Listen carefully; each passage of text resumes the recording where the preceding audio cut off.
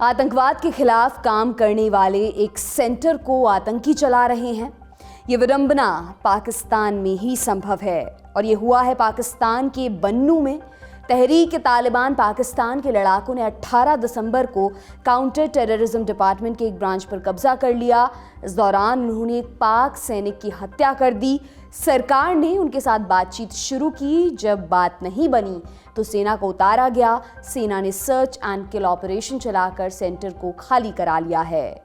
हाल के दिनों में पाकिस्तान में सेना या सिविलियंस को निशाना बनाने का ये पहला मामला नहीं था।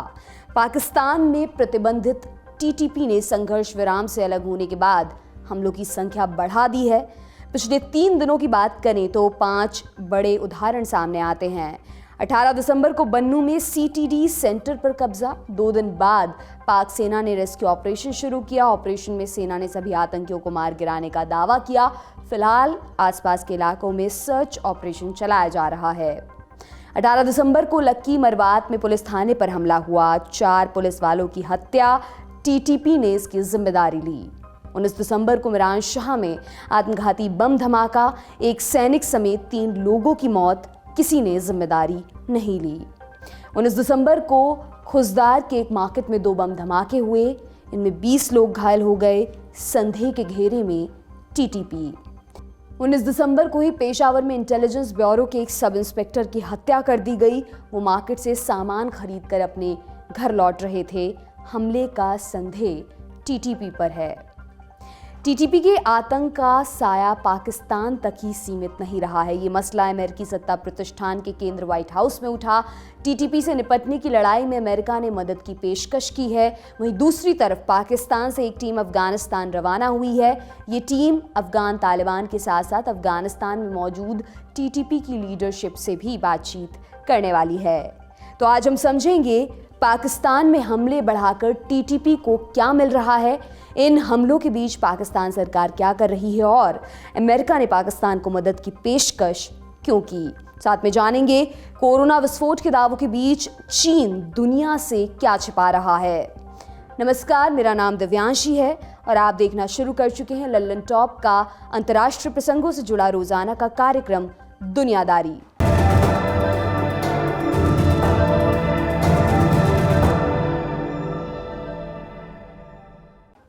शुरुआत टीटीपी से। टीटीपी पाकिस्तान में मौजूद 40 से अधिक इस्लाम चरमपंथी संगठनों का समूह है। इसका बेस खैबर पख्तूनख्वा में मौजूद है। केपी पाकिस्तान के 4 प्रांतों में से एक है। इसकी राजधानी पेशावर है। केपी की पूर्वी सीमा अफगानिस्तान से लगती है।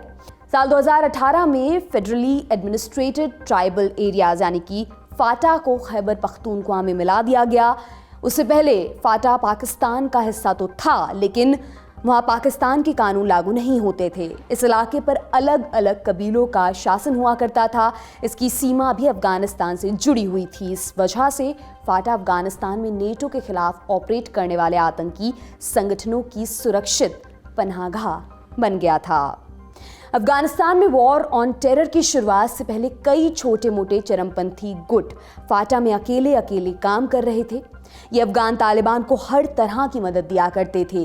वे आधिकारिक तौर पर उनका हिस्सा नहीं थे, लेकिन उनका मॉडस ऑपरेंडी एक सा था। फिर 9/11 का हमला हो गया।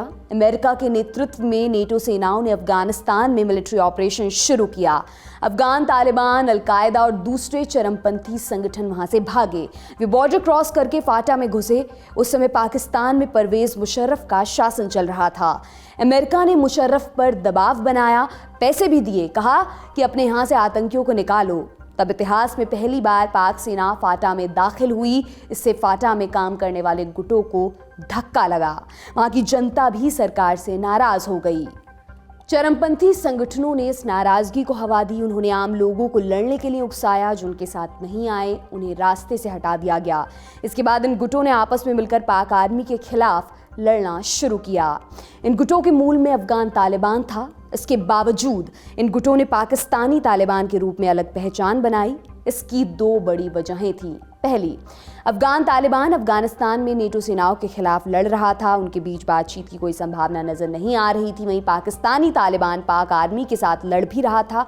दूसरी तरफ वे पाक सरकार के साथ बातचीत भी कर रहे थे। दोनों प्रोसेसेस समांतर रूप से चल रही थीं। दूसरी वजह यह रही कि पाकिस्तानी तालिबान का मकसद कुछ और था। वे पूरे पाकिस्तान में शरिया कानून की स्थापना करने के इरादे से काम कर रहे थे। उनका अंतिम लक्ष्य पाकिस्तान में खिलाफत का राज लाना था। इस क्रम में पाकिस्तानी तालिबान ने कम से कम 200 कबीलाई नेताओं की हत्या भी की। वे खुद को फाटा का असली रहनुमा साबित करना चाहते थे। धीरे धीरे पाकिस्तानी तालिबान ने अपना दायरा बढ़ाना शुरू किया।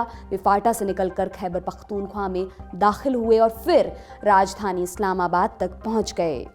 इस्लामाबाद में उनका अड्डा लाल मस्जिद बनी। लाल मस्जिद 1965 में बनी थी। इसको सरकार का संरक्षण मिला हुआ था। मस्जिद पर पाकिस्तान की खुफिया एजेंसी ISI का वर्दस्त भी था। इसी की बदौलत मस्जिद से कट्टर इस्लाम का खूब प्रचार प्रसार हुआ। 9/11 के हमले के बाद ये रिश्ता अचानक से बदल गया। मुशर्रफ ने अमेरिका से हाथ मिला लिया था। लाल मस्जिद के इमाम ने इसे इस्लाम के खिलाफ बताया। उसने फतवा जारी कर लोगों से फाटा में पाक आर्मी के खिलाफ लड़ने के लिए कहा।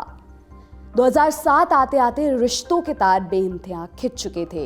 लाल मस्जिद ने चार्टर जारी कर शरिया कानून लगा दिया। वे गुट बनाकर कट्टर इस्लामी नियमों का पालन कराते थे। उन्हें सरकार और संविधान से कोई मतलब नहीं था। उन्होंने धमकी दे रखी थी कि अगर हम पर कार्रवाई की तो बवाल कर देंगे। जुलाई 2007 में इसकी इंतहा हो गई जब उन्होंने 3 चीनी लड़कियों को किडनैप कर लिया। लाल मस्जिद का आरोप था कि ये लड़कियां देह व्यापार करती हैं। मुशर्रफ पर चीन का दबाव पड़ा। पूरी दुनिया की नज़र इस्लामाबाद पर टिक गई। तब लाल मस्जिद पर सेना भेजी गई। हफ्ते भर तक सेना चुपचाप देखती रही। इस बीच में ऑपरेशन को लीड कर रहे एक अफसर को गोली लग गई।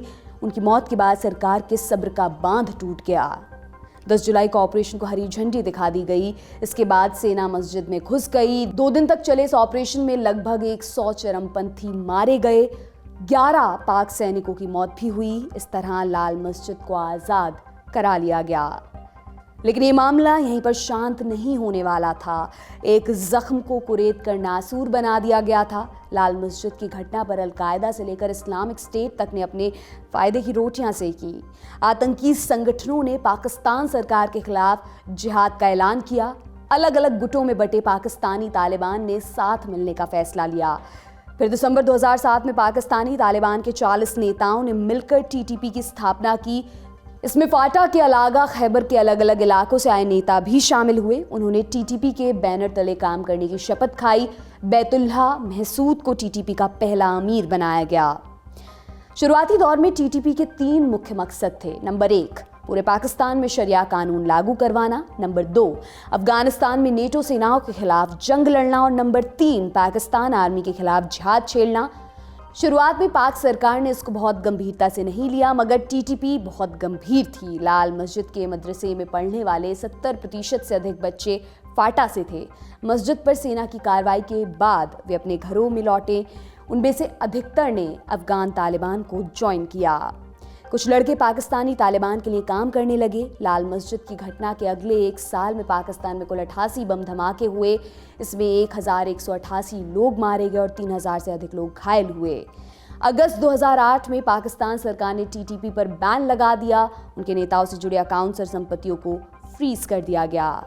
2009 की शुरुआत में तालिबान के संस्थापक मुल्ला उमर और अलकायदा के ओसामा बिन लादेन ने TTP के नेताओं से मुलाकात की। इस मुलाकात का नतीजा ये निकला कि दोनों तालिबान एकजुट होकर काम करेंगे। वे आपस में एक दूसरे को सहयोग करते रहेंगे। उन्होंने एक शूरा भी बनाया, लेकिन ये ज़्यादा समय तक चला नहीं। TTP के अंदर कुर्सी को लेकर झगड़ा होने लगा। इसमें शामिल गुट अपने अनुसार काम करने लगे। TTP का मेन फोकस पाकिस्तान पर था, लेकिन अमेरिका मानता था कि ये लोग अफगान तालिबान और अलकायदा को शरण दे रहे हैं। उन्हें पाकिस्तान सरकार का सपोर्ट भी करना था, इसलिए उन्होंने TTP के नेताओं पर ड्रोन हमले जारी रखे। अगस्त 2009 में बैतुल्लाह महसूद ऐसे ही एक ड्रोन अटैक में मारा गया। महसूद की मौत के बाद TTP ने हमले बढ़ाने का दावा किया। उसने अमेरिका के शहरों को निशाना बनाने की धमकी भी दी। वे इसमें सफल हुए या नहीं, इसको लेकर पुष्ट जानकारी नहीं है। हालांकि उन्होंने पाकिस्तान में हमले में कोई कसर नहीं छोड़ी। वे सिविलियन आबादी और मिलिट्री इंफ्रास्ट्रक्चर पर अटैक करते रहे। जुलाई 2014 में पाकिस्तान सरकार ने फाटा में जज्ब-ए-अर्ब नाम से पहला बड़ा मिलिट्री ऑपरेशन शुरू किया। उन्हें अमेरिका का भी सपोर्ट मिला। इस ऑपरेशन ने टीटीपी को भारी नुकसान पहुंचाया, उन्हें फाटा छोड़कर भागना पड़ा। कहा जाता है कि इस ऑपरेशन के बाद टीटीपी की क्षमता 70% तक घट गई थी, उनकी लीडरशिप छिन्न भिन्न हो चुकी थी। इसके कारण पाकिस्तान में होने वाले आत्मघाती बम हमलों की संख्या भी घटी। फिर भी वे छिटपुट स्तर पर आतंक फैलाने में सफल रहे। इसकी सबसे बड़ी वजह यह थी कि टीटीपी के लड़ाकों को अफगानिस्तान में सुरक्षित पनाह मिल रही थी। वॉर ऑन टेरर नेटो पर भारी पड़ने लगा था, अफगान तालिबान उभर रहा था और दोनों देशों की सरकारों के बीच कई असहमतियां थीं। जो हिस्सा पाकिस्तान में बचा रह गया था उसको सिरे से मिटाने के लिए पाक आर्मी ने फरवरी 2017 में ऑपरेशन रद्द उल फसाद चलाया। टीटीपी के कई बड़े नेताओं को सरेंडर करना पड़ा, उनके पास आगे बढ़ने के लिए कोई आधार नहीं बचा था। इसके बावजूद वे अपने मकसद पर डटे रहे। फिर 2019 का साल आया और सब बदलने लगा। उस समय अमेरिका के राष्ट्रपति रहे डोनाल्ड ट्रंप ने वॉर ऑन टेरर की समीक्षा शुरू की। ट्रंप ने तालिबान के साथ बैठकर रास्ता निकालने की कोशिश की। इसने टीटीपी को उभरने का मौका दे दिया। अगस्त 2021 में अमेरिका ने अफगानिस्तान छोड़ दिया। काबुल की कुर्सी पर तालिबान की वापसी हुई। इसके साथ ही टीटीपी को एक देश की सरकार का साथ मिल गया था। इसके बाद टीटीपी ने पाकिस्तान में फिर से हमले करने शुरू किए। सरकार ने उनके साथ बार बार संघर्ष विराम समझौते की कोशिश की। इन समझौतों में अफगान तालिबान मध्यस्थ के तौर पर काम कर रहा था। पिछले कुछ समय में डुरन लाइन पर फेंसिंग के चक्कर में तालिबान और पाकिस्तान सरकार के बीच संघर्ष बढ़ा है। सिर्फ इसी महीने 2 बार वेस्ट चमन बॉर्डर पर दोनों देशों के सैनिक भिड़ चुके हैं। बॉर्डर का झगड़ा सुलझाने के लिए पाकिस्तान सरकार ने 16 उलेमाओं और अधिकारियों की टीम काबुल भेजी है। कहा जा रहा है कि इस दौरान अफगानिस्तान से ऑपरेट करने वाले चरमपंथी संगठनों पर भी बात होगी। इसमें टीटीपी का नाम भी शामिल है।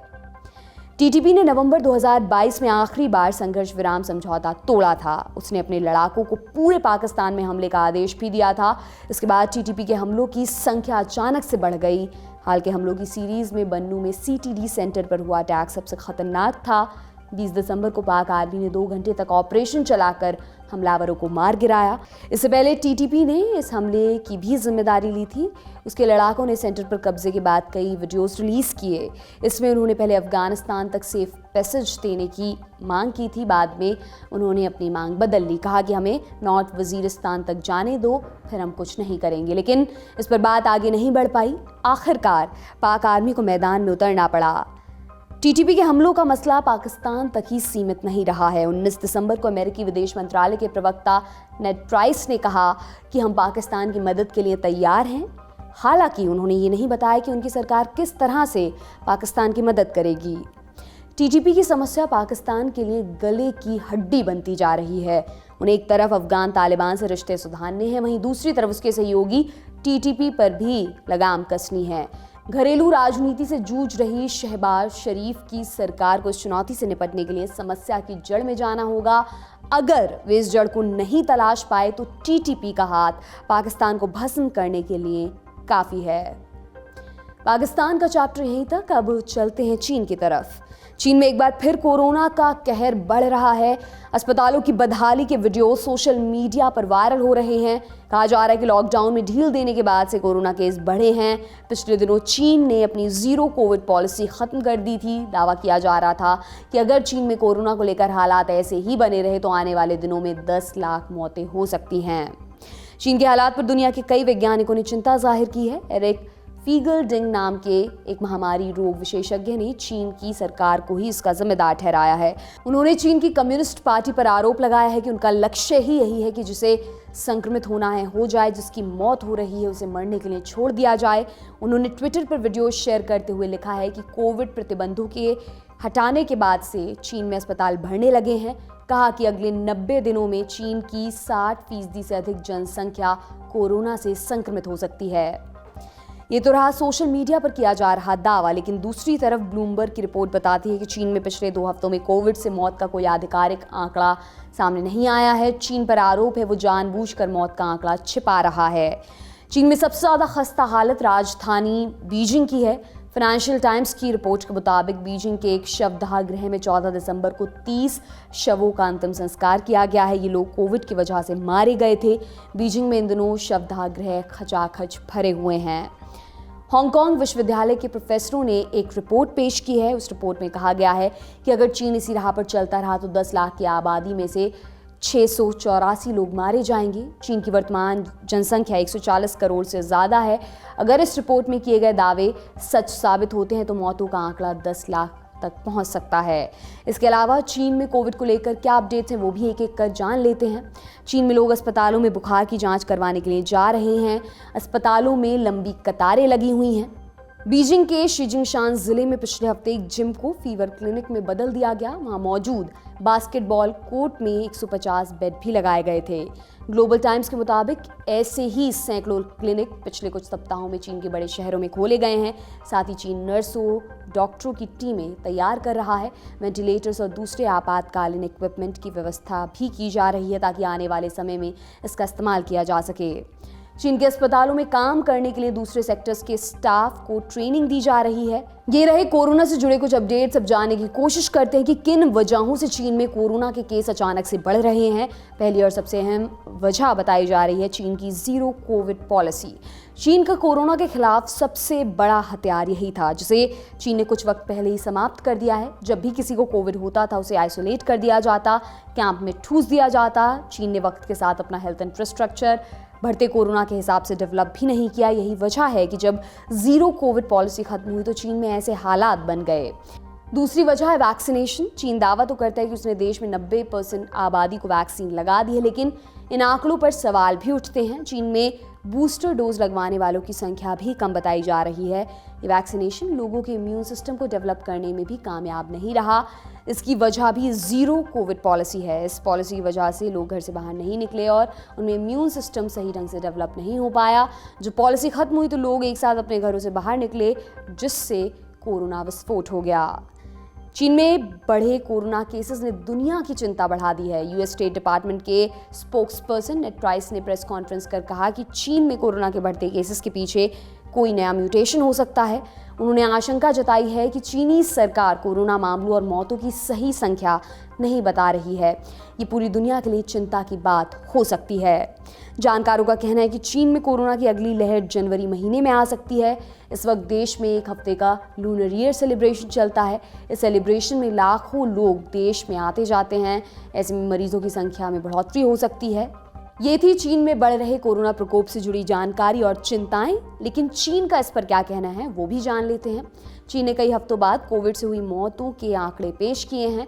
लेटेस्ट सरकारी आंकड़ों के मुताबिक कोरोना की वजह से चीन में 19 दिसंबर को 2 और 20 दिसंबर को 5 मौतें हुई हैं। इससे पहले चीन ने 4 दिसंबर को कोरोना से हुई मौत पर जानकारी दी थी।